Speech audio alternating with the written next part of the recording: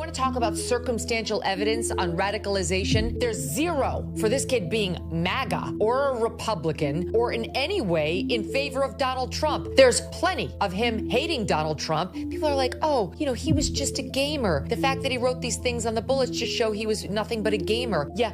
Okay, you missed the part where, again, he wrote them on bullets with which he shot Charlie Kirk. Megyn Kelly just lit the internet on fire with shocking revelations about Tyler Robinson. And trust me, this flips the whole case upside down. She exposed details about his college days, the radical circles he ran with, and even how his transgender partner allegedly played a role in fueling his mindset. And wait until you see the footage I'm about to show you. It's wild. But before we jump in, let's be clear. The Charlie Kirk case is still unfolding, which means by the time you watch this, new twists may already be hitting the headlines. So always double-check the latest updates before drawing conclusions.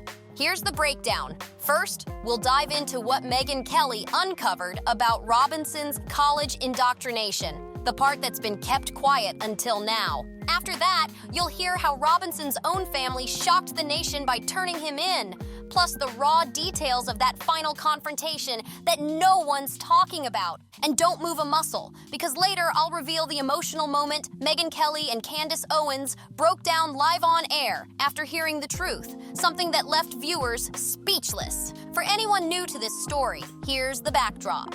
On September 10th, 2025, 22-year-old Tyler Robinson allegedly carried out the shocking attack on conservative figure Charlie Kirk during a speaking event at Utah Valley University. Reports claim he fired a single precise shot from nearly 200 yards away with a high-powered bolt-action rifle. And that's where the chaos began. Now this is where things get downright shocking. According to Megyn Kelly's breakdown, Robinson's own family admitted to investigators that he had grown way more political in recent years. But the way Kelly connected the dots left everyone stunned. She didn't sugarcoat a thing. Robinson's shift, she claimed, lined up perfectly with his time in college. And you know what that means. There's even video footage of the exact moment he got his scholarship notification. At first, it looks like a happy family moment. His mother is cheering in the background, but Robinson himself, he looked stiff, awkward, almost uncomfortable, like something wasn't sitting right with him. Kelly even hinted that his body language suggested deeper issues, sparking whispers that he may have been struggling with more than people realized. But here's the bombshell that dropped jaws. Utah Governor Spencer Cox came forward and revealed that Robinson was in a romantic relationship with his college roommate, a biological male who was transitioning to female. That detail changes everything. When you weigh that against Robinson's reported hatred for Charlie Kirk's outspoken stance on transgender issues, it suddenly adds an explosive layer of motive. Told the Wall Street Journal that it is, quote, very clear to us and to the investigators that this was a person who was deeply indoctrinated with leftist ideology. Can you elaborate on that and be more specific? Well, sure. So that information comes from the people around him, from his family members and friends. That's how we got that information. Again, there's so much more that we're learning and so much more that we will learn. There will be official charges will be filed on Tuesday, and there will be much more evidence and information available then. And again, we're interviewing all kinds of people, everyone that knows him, and trying to learn more about what that motive actually was. And get this, the roommate has been fully cooperating with investigators and claims they had absolutely no clue Robinson was plotting anything this extreme. But what's even more disturbing is what investigators uncovered next. And trust me, it only gets darker from here. Things take a chilling turn here. Discord officially confirmed they uncovered Robinson's private text exchanges with a friend where he openly discussed the shooting. Now, to be clear, no Discord server itself pushed him to act, but the content of these messages absolutely damning. Court documents reveal Robinson even messaged his roommate, laying out the full scope of his plan. We're talking about details of retrieving a rifle from a secret drop point, notes about leaving the gun stashed in a book, and even texts about scouting the exact area where the weapon had been hidden. At one point, he described wrapping the rifle in a towel to keep it concealed. This wasn't random chatter. This was cold, calculated planning carried out over time. And then comes the part investigators say proves a political motive beyond any doubt. Law enforcement recovered bullet casings, and the engravings carved into them were chilling. One casing read, "Hey fascist, catch," with arrows etched into the metal. Another unfired casing had the phrase "Bella Ciao," a symbol tied to resistance movements. It was clear he wanted every shot to send a message. The FBI also tracked his every move in chilling detail. 11:50 a.m., first caught on campus surveillance, 12:15 p.m., entering the building.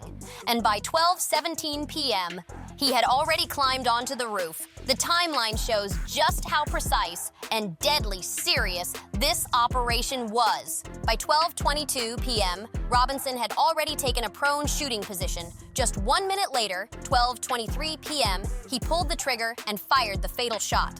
By 12:24 p.m., he was gone, leaping off the roof in his escape. Video that they released last night, we talked about it in great detail on Morning Update, AM Update, but we don't do video on that show. And I'll show it to you here. The video that was released by the law enforcement last night, and I think to my team this is video 2. So it shows them zeroing in, and then they show the rooftop, and you can see him. He was first prone. He runs across the roof. He hangs. There he is. If you just check your top right of your screen, he's now into like the white corner of that. There he is. Now he's about to get down off the roof. He dangles for a couple seconds. Here it is. 1, 2, 3, and he's down. 4 seconds. By the way, they said they got a handprint on the top of that roof and they got a footprint from the grass. That handprint will be directly traceable to somebody. And they definitely got handprints from the inside of the stairwell when he walked up to get to this roof because that's where they got the still shots from. Surveillance footage shows him walking with a strange limp at first, which investigators thought was from hiding the rifle under his clothes. But once he hit the rooftop, that limp vanished completely, a detail that stunned agents reviewing the tape. The manhunt didn't last long. In just 33 hours, the FBI had him in custody, something director Kash Patel called historic. Over 11,000 public tips poured in once Robinson's photos hit the media. When they finally tracked him down at his family's $600,000 six-bedroom home in Washington, Utah, he was still wearing the very same clothes seen in the surveillance footage during the attack. Then came one of the most heartbreaking moments of this entire saga.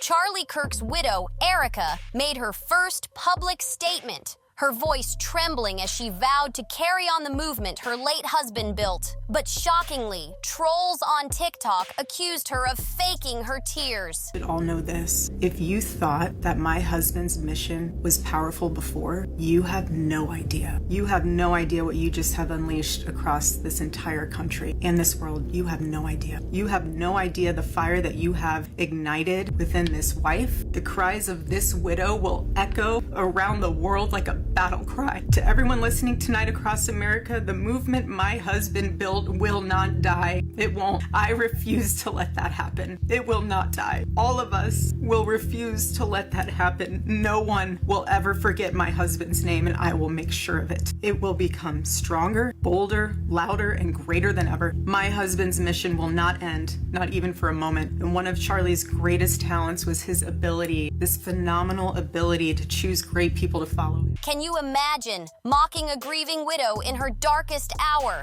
And here's the part that will send shivers down your spine. An old video has resurfaced where Charlie Kirk himself warned that someone was out there ready to take his life. Core of the left, at the core of a liberal, is someone that would use the sword if they had it. They are very violent people at their core. They always have. They can't debate. They can't have conversation. So they'll resort to these tactics. They're going to do everything they possibly can to try to murder this movement because they can't beat us. So they're going to try to take weapons. And no, we're very aware of that. I'm aware of it. We have to have full-time security. This is not a joke. This is who these people are. He saw it coming.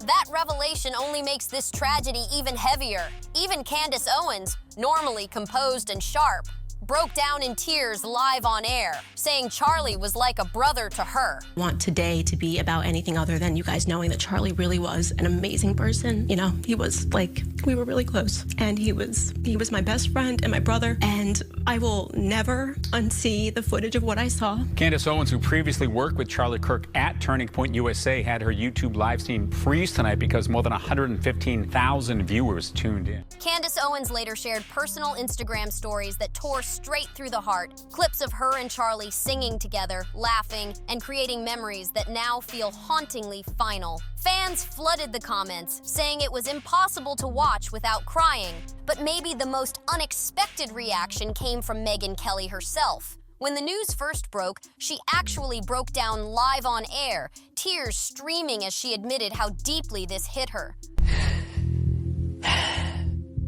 That he's dead at the age of 31, which he would have to be if that video was real. There's no way he survived that. The only good thing is, it had to have happened quickly. Right. And remember, Megyn has covered countless tragedies in her career, but this one shook her to the core.